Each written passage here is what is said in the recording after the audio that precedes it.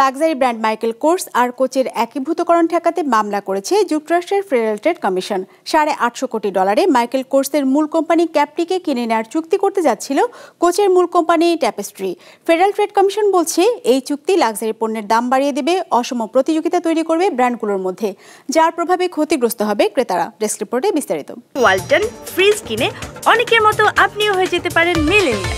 সেরা পণ্যের সেরা অফার।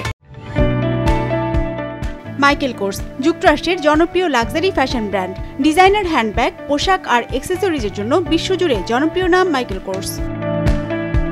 1981 সালে যাত্রা শুরু করা কোম্পানিটির বর্তমান বাজার মূলধন প্রায় $450 কোটি।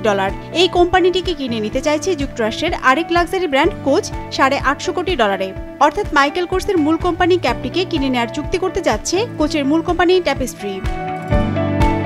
দুই লাক্সারি ব্র্যান্ডের এই একীভূতকরণ ঠেকাতে মামলা করেছে যুক্তরাষ্ট্রের ফেডারেল ট্রেড কমিশন, যা প্রথমবারের মতো কোনো ফ্যাশন ব্র্যান্ডের চুক্তি ঠেকানোর উদ্যোগ বাইডেন প্রশাসনের। কমিশন বলছে ট্যাপেস্ট্রির ক্যাপটি অধিগ্রহণ বাজারে অসম প্রতিযোগিতা তৈরি করবে।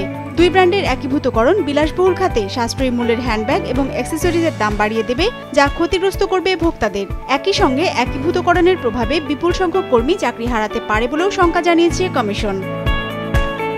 অবশ্য এই অভিযোগ অস্বীকার করেছে ট্যাপেস্ট্রি। প্রতিষ্ঠানটির দাবি, চুক্তির শর্ত বুঝতে ভুল করেছে কমিশন। মার্কিন বাজারে অসম প্রতিযোগিতা তৈরি নয়, বরং বড় কোম্পানিতে রূপান্তর করাই এই একীভূতকরণের লক্ষ্য, যাতে লুই ভুটনের মূল কোম্পানি LVMH এর মতো ইউরোপের বড় সব লাক্সারি ব্র্যান্ডের সঙ্গে প্রতিযোগিতায় এগিয়ে যেতে পারে ট্যাপেস্ট্রি। ট্যাপেস্ট্রির এই দাবিকে সমর্থন জানিয়েছেন বিশ্লেষকরা। বলছেন, লাক্সারি ব্র্যান্ডের ব্যবসা অন্যান্য খাতের ব্যবসার মতো নয়, ফলে বড় দুটি কোম্পানির একীভূতকরণে বাজারে অসম প্রতিযোগিতা তৈরি হবে না বলেও মত তাদের।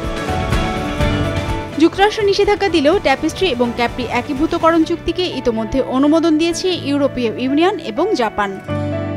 বিজনেস রিপোর্ট, মাছরাঙা টেলিভিশন।